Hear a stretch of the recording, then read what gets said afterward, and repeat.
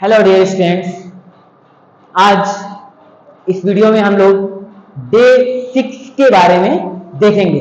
कौन सा day? Day 6। Day 6 ऐसा क्यों? 5th क्यों नहीं देखेंगे? 4th क्यों नहीं देखेंगे? 3rd क्यों नहीं देखेंगे? 2nd क्यों नहीं देखेंगे? और 1st क्यों नहीं देखेंगे? क्यों हम 6 देखेंगे? आप जानते हैं? नहीं जानते तो मैं बताता हूं। क्योंकि हम लोगों ने 60 डेज का चैलेंज रखा था इंग्लिश स्पीकिंग सिखाने का। ठीक, तो वो चैलेंज का आज इस वीडियो के अंदर जो लेक्चर चलने वाला है वो 6वें दिन का चलने वाला है। क्यों? क्योंकि 5वां, चौथा, तीसरा, दूसरा और पहला वीडियो ऑलरेडी हमारे चैनल पे अपलोड है। अगर बाई चांस आपने हमारे वीडियो को नहीं देखा है तो उसका लिंक आपको डिस्क्रिप्शन बॉक्स में मिल जाएगा, वहां से आप उस वीडियो को देख सकते हैं। उसको देखने के बाद इस वीडियो को आप आगे कंप्लीट करेंगे। ऐसा समझे? पहले इस वीडियो को देखिए, यानी कि 1st to 5th सारा वीडियो क्लियर होने के बाद आप डे 6 के पास आएंगे तो आपको ये पूरी तरह से अच्छे से समझ में आएगा। नहीं तो ये फिर यही होगा, कूद कूद के पढ़ने से भी थोड़ी बहुत समस्या आगे हो सकती है। ठीक, तो स्टेप बाय स्टेप चलेंगे। तो आज हम लोग डे 6 के बारे में देखेंगे। इसके अंदर हम क्या सीखने वाले हैं, क्या जानने वाले हैं, क्या पढ़ने वाले हैं, ये सारा चीजें आज इस वीडियो में हम लोग देखने वाले हैं। क्लियर? चलिए, डे 6। उससे पहले अगर चैनल पर नए हैं तो चैनल को सब्सक्राइब करिए और बेल आइकन को तुरंत प्रेस करिए। ठीक है, वीडियो को बिना स्किप किए आप शुरू से लेकर लास्ट तक बने रहिए, ताकि अंत में आपको कुछ सीखने को मिले। आप यहीं से छोड़ के चले जाएंगे वीडियो को तो आधा अधूरा सीखेंगे और कुछ सीखेंगे भी नहीं सीखेंगे, ये आप जानेंगे। लेकिन अंत तक रहते हैं तो 100% कुछ ना कुछ सीखेंगे, ये गारंटी है। कुछ ना कुछ नहीं, बहुत से बच्चे होते हैं जो 100% सीख लेते हैं। तो जितना आप कॉन्सेंट्रेट लगा के, जितना अपना दिमाग का पूरा फोकस, बोलते हैं ना पूरा फोकस, कहीं नहीं केवल एक जगह इस वीडियो पे अगर डाल देते हैं तो आप 100% इस वीडियो का लेक्चर के अंदर जितना कुछ होगा वो सारा कुछ आप सीख जाएंगे। क्लियर? तो आज 6वें दिन का हम लोग आज सिंपल सेंटेंस के बारे में देखने वाले हैं। सिंपल सेंटेंस समझते हैं? सरल यानी कि साधारण वाक्य। ऐसा वाक्य, ऐसा सेंटेंस जिसके अंदर वर्ब यानी कि कोई काम न किया गया हो, वर्ब ना आया हो, यानी कि हिंदी में होता है कोई काम न किया गया हो, न किया जा रहा हो, न किया जाए, केवल किसी चीज के बारे में बात करेगा, वही वाला वाक्य हमारा होता है सिंपल सेंटेंस। ऐसा समझे? सिंपल सेंटेंस के अंदर वर्ब का प्रयोग नहीं होता है। सिंपल सेंटेंस के अंदर किसका प्रयोग होता है? नाउन का प्रयोग होता है। ऐसा समझे? नाउन मतलब क्या होता है? संज्ञा। किसी भी नाम के चीज को संज्ञा कहते हैं। अब जैसे कि बोल दें कि वह राम है, वह राम है, इसके अंदर काम क्या हो रहा है बताओ? वह राम है। अब बताओ इसके अंदर काम क्या हो रहा है? कुछ काम हो रहा है, किसी के बारे में ना बात कर रहा है। तो संज्ञा की परिभाषा क्या होती है? किसी भी नाम के चीज को संज्ञा कहते हैं। जगह का नाम हो, किसी चीज का नाम हो, किसी व्यक्ति का नाम हो, उसी को हम लोग संज्ञा कहते हैं। तो सिंपल सेंटेंस के साथ किसका प्रयोग करता है? संज्ञा यानी कि नाउन का प्रयोग करता है। असर्टी में वर्ब का प्रयोग करता है। इसका ध्यान रहेगा। अब वह राम है, अगर वाक्य हो जाएगा वह जाता है। दोनों वाक्य में क्या अंतर है? Everyone comment first. दोनों वाक्य में क्या अंतर है? कौन से वाक्य में पहले वाक्य में नाउन है, दूसरे वाले वाक्य में वर्ब है? क्या ये सही है, गलत है? ब्रो, पहले वाले वाक्य में क्या है, नाउन है कि वर्ब है? Everyone comment first. सेकंड वाले वाक्य में ये नाउन है कि वर्ब है? Everyone comment first.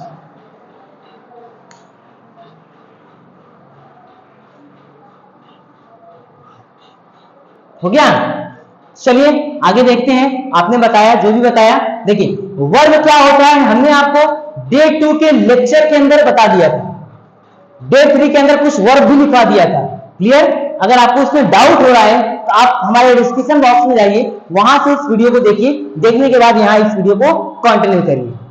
क्लियर? देखिए वह राम है, वह जाता है, इसके अंदर काम हो रहा है ना, तो जो काम होता है उसी को क्रिया कहते हैं। तो यहां ये आ गया वर्ब। क्लियर? और ये देखिए वह राम है, किसी के नाम के बारे में ना बात कर रहा है, वह कौन है? राम है। तो ये हमारा क्या हो गया? नाउन। तो जब नाउन आता है तो वही वाला वाक्य सिंपल बन जाता है, और नहीं तो इसको हम लोग कहते हैं असर्टिव। ऐसा में ये आसान तरीके से समझेंगे। इसी को कुछ लोग असर्टिव कहते हैं, इसी को कुछ लोग सिंपल कहते हैं, इसको कंबाइन भी किया जाए। कंबाइन को हटाइए, आप आसान से देखना है तो ये समझिए कि असर्टिव के अंदर आप केवल क्रिया को लेंगे और नाउन वाले वाक्य को केवल आप सिंपल समझेंगे, तो ये आसान हो जाएगा। क्लियर? तो आगे आप जब मास्टर और एडवांस पढ़ेंगे तो वहां इसमें कॉम्बिनेशन क्या होती है वो आगे बताया जाएगा। यहां आपको समझना है तो आप ये जानिए, अगर नाउन आता है तो सिंपल समझेंगे, वर्ब आता है तो असर्टिव समझेंगे। क्लियर? चलिए, तो अब हमारा क्या सेंटेंस है? सिंपल सेंटेंस के बारे में पढ़ना आज। कौन सा सेंटेंस? सिंपल सेंटेंस के बारे में आज पढ़ना। पूरा हमारा फोकस होगा केवल और केवल सिंपल सेंटेंस के बारे में। इसके पहले की वीडियो में हमने आपको बताया था दिस, दैट, दीज और दोज का यूज। यह बोर्ड है, क्या बनेगी English? He is board. This is board. आपको यह बताया गया था कोई चीज इंडिकेट की जाती है, यानी कि दर्शाई जाती है, दिखाई जाती है, इशारा किया जाता है उसकी तरफ, वहां पर दिस, दैट, दीज और दोज का प्रयोग किया जाता है। ये आपको इसी के पहले यानी कि 5th वाले वीडियो के अंदर आपको बताया गया था। डे 5 के अंदर ये आपको बताया गया था। यहाँ पर डे 6 के अंदर हम लोग सिंपल सेंटेंस, यानी कि वो भी नाउन ये भी नाउन होता है, बस इसमें क्या होता है, थोड़ा सा इसमें सजीव के बारे में ज्यादा बात करता है। क्लियर? सजीव के बारे में ज्यादा बात करता है, तो हमको इसको ध्यान रखना होगा। सजीव आने पर ही या तो सी लगा देते हैं। ऐसा में आगे पढ़ेंगे तो आपको अच्छे समझ में आएगा। चलिए सेंटेंस को देखते हैं। अब सिंपल सेंटेंस 3 तरीके से होते हैं, present, past, future. Simple sentence 3 तरीके से होती है। कौन कौन सा होता है? प्रेजेंट सिंपल, पास्ट सिंपल और फ्यूचर सिंपल। ऐसा में वह अध्यापक है,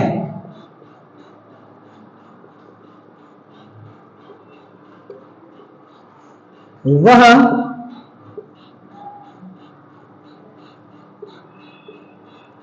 अध्यापक था, वह अध्यापक होगा। अब बताओ तीनों वाक्यों में क्या अंतर है? तीनों वाक्यों में वह आ रहा है, अध्यापक अध्यापक अध्यापक भी आ रहा है। अंतर क्या हो रहा है? एक में है आया, एक में था आया और एक में होगा आया।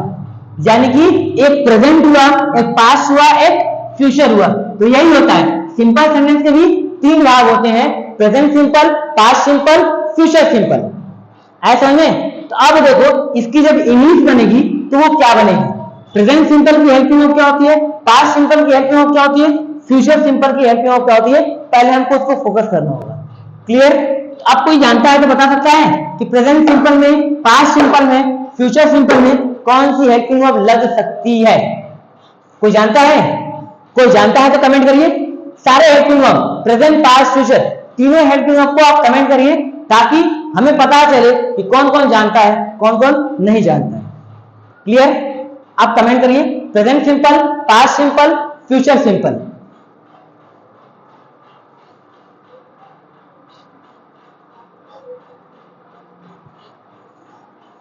हो गया? चलिए हम बताते हैं आपको, आपने कितना सही बताया, कितना गलत बताया। प्रेजेंट सिंपल पे फोकस करेंगे। सबसे पहले इसमें हेल्पिंग वर्ब जो लगता है वो इज, एम, आर, यानी कि तीनों में से कोई एक लगता है। पास्ट में चले जाओगे तो वर्ब या तो वर्ब, दोनों में से कोई एक लगता है। फ्यूचर में चले जाएंगे तो विल या शैल के साथ बी का प्रयोग, यानी कि इन सभी में एक एक लगता है। पास्ट में भी एक लगता है, फ्यूचर में पढ़ोगे तो वहां डबल लगता है। डबल का मतलब विल या शैल, इन दोनों में से कोई एक तो लगेगा ही लगेगा, उसके साथ हमको बी लगाना पड़ता है, इसलिए वहां पर डबल हो जाता है। इसमें इन दोनों में से कोई एक, इसमें इन तीनों में से कोई एक। अब बताओ वह अध्यापक है, इसकी इंग्लिश क्या होगी? Everyone translate it. वह अध्यापक है, यही लगेगा helping verb, is, am, are. देखिए हमने इतना आसान बता दिया आपको, यही हेल्पिंग वर्ब लगने वाला है, तो गलती होने से होनी चाहिए। अध्यापक की इंग्लिश क्या होती है? टीचर। और वह अध्यापक है, ही लिखोगे या शी लिखोगे, ये उस वाक्य के भाव के ऊपर निर्भर करेगा। वह अध्यापक है, तो वहां ही लगेगा, शी लगेगा। वह अध्यापिकाएं हैं तो एक से ज्यादा ना होगा, वह अध्यापक है। तो अब वह लड़की है तो शी लगाओगे, लड़का है तो ही लगाओगे। और नहीं जानते हो कि वह लड़का है कि लड़की है, बस आप से बोल रहे हो वह लड़का है, वह लड़की है, वह अध्यापक है, कुछ भी है, तो वह अध्यापक है बस बोल दिए मुंह से, तो वहां ही और शी दोनों लग सकता है, क्योंकि कंफर्मेशन नहीं है। अगर कंफर्म है कि वह लड़की है, वहां पर खड़ा है लड़की, उसको हम कह रहे हैं कि वह लड़की है, तो वहां क्या लगाओगे, शी लगाना पड़ेगा। अगर ही लगाते हैं तो वहां पर वो बिल्कुल गलत हो जाएगा। तो आप इसको आप ट्रांसलेट करिए, वह अध्यापक है, everyone, please translate it, everyone, वह अध्यापक है। हो गया? अब आगे बढ़ोगे, वह अध्यापक था, इसको भी ट्रांसलेट करिए, वह अध्यापक होगा, इसको भी ट्रांसलेट करिए। यानी कि तीनों सेंटेंस को आप ट्रांसलेट करिए, देखते हैं कौन कितना सही करता है। देखिए प्रैक्टिस करना बहुत करीब है, इसके बाद 4 वीडियो और अपलोड किए जाएंगे, यानी कि डे 10 के बाद हम पूरे डे 1 से डे 10 के बीच में जितनी चीजें हम लोगों ने पढ़ा है उन सभी का प्रैक्टिस सेशन जूम ऐप पर, यानी कि जूम पर लिया जाएगा। इसका ध्यान रहेगा, प्रैक्टिस वहां जरूर किया जाएगा, कौन कितना क्या सीखा। ठीक, तो चलिए इसको ट्रांसलेट कर लिया, वह अध्यापक है, वह अध्यापक था, वह अध्यापक होगा। तो चेक करते हैं किसने कितना सही किया। He is teacher, he was teacher, he will be teacher. सही है सभी का? मिला लो, आप देख लो कितना सही लिखे कितना गलत लिखे। चलो अब बताओ ये सकारात्मक वाक्य है कि नकारात्मक वाक्य है? बता रहा है ना कि है, अगर नकारात्मक यानी कि बताता कि नहीं है तो वो चला जाता नेगेटिव में। अगर यही बार वाक्य हो जाए, वह अध्यापक नहीं है, वह अध्यापक नहीं था, वह अध्यापक नहीं होगा, तो अब इसकी इंग्लिश क्या बनेगी? कमेंट करिए एवरीवन। वह अध्यापक नहीं है, वह अध्यापक नहीं था, वह अध्यापक नहीं होगा। Everyone comment please.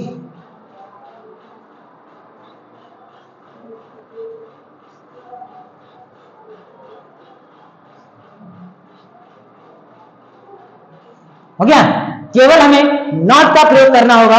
नॉट का प्रयोग कहां होगा वही हमको ध्यान देना होगा, यानी कि ही नॉट इज टीचर।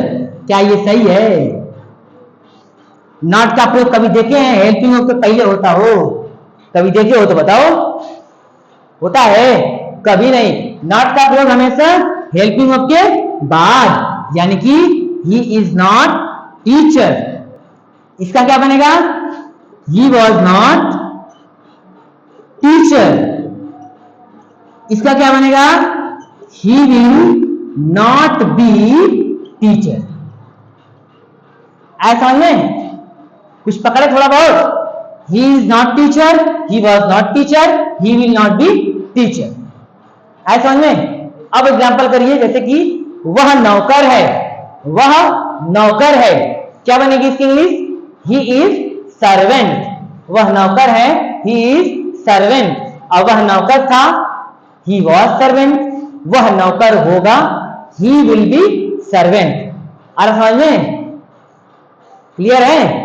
वह राम था, वह राम था, तो यहां क्या बनेगा? वह राम था, he was Ram, he was Ram, he was Ram. यह नेता है, यह नेता है, तो दिस लगाओगे ही लगाओगे? आप बताओ। यह नेता है, यह नेता है, सब्जेक्ट के बारे में बात कर रहा है, तो क्या लगाओगे? He is leader, he is leader. तो ये सिंपल सेंटेंस है। वह नेता नहीं है, ही इज नॉट लीडर। वे खिलाड़ी हैं, वे खिलाड़ी हैं, they are players, they are players. आ रहा समझ में? यह दरवाजा है, तो ही इज डोर बोलोगे, क्या बनेगा? This is door. क्यों? क्योंकि दरवाजा क्या होता है? निर्जीव वस्तु होता है। हमको यही फोकस रखना है, केवल निर्जीव वस्तु होने पर दिस या दैट, सजीव होने पर ही या शी लगता है। यह लड़का है, ही इज बॉय, यह दरवाजा है, दिस इज डोर। यही बस हमको ध्यान रखना है। क्लियर? तो ये हमारा सिंपल सेंटेंस का अफर्मेटिव और नेगेटिव है। अब अगर हम इंट्रोगेटिव पे फोकस करते हैं, जैसे कि क्या वह अध्यापक है, क्या वह अध्यापक है, तो क्या बनेगा? Is he teacher. क्या बनेगा? Is he teacher. क्या वह खिलाड़ी नहीं था, क्या वह खिलाड़ी नहीं था, क्या बनेगा? क्या वह खिलाड़ी नहीं था, वॉज ही नॉट। खिलाड़ी की English player, was he not player. आ रहा समझ में? Was he not player. मैं स्पीकर हूं, मैं स्पीकर हूं, क्या बोलोगे? I am speaker, I am speaker. मैं स्पीकर नहीं हूं, आई एम नॉट स्पीकर। मैं स्पीकर नहीं हूं, आई एम नॉट स्पीकर। अगर किसी से क्वेश्चन पूछना हो, क्या मैं स्पीकर हूं, क्या मैं स्पीकर हूं, तो क्या होगा? एम आई स्पीकर। यानी कि जब क्या से प्रश्न पूछते हैं, केवल जवाब जिसका हाँ या ना में मिले, तो हेल्पिंग वर्ब बीच में से उठ के बाहर चला आता है। हमने बताया मैं स्पीकर हूं, आई एम स्पीकर। क्या मैं स्पीकर हूं? एम आई स्पीकर। अंतर समझ में आ रहा? एम का प्रयोग बाहर आ जा रहा, एम आई स्पीकर। मैं स्पीकर क्यों हूं, मैं स्पीकर क्यों हूं? वाई एम आई स्पीकर, वाई एम आई स्पीकर। आ रहा समझ में? अगर कोई आपको डाउट होता है तो आप कमेंट करिए। आपको लगभग 15 सेकंड का टाइम दिया जाता है। आप अपने मन में जो ऐसा ट्रांसलेशन होता है जिसमें आप फंस सकते हैं, उसको आप बनाइए। अगर वो दिक्कत होती है तो आप उसको कमेंट करिए। आपके पास 15 सेकंड है, 15 सेकंड यानी कि 15 सेकंड केवल। 15 सेकंड में बहुत ट्रांसलेशन होते हैं, तो आप उसको मन में बनाइए। जो दिक्कत होती है आप उसको कमेंट कर दीजिए। और समझे? कमेंट करिए ताकि हमें भी पता चले कि कहां दिक्कत हो रही है, तो उसका सॉल्यूशन आपको बताया जाए।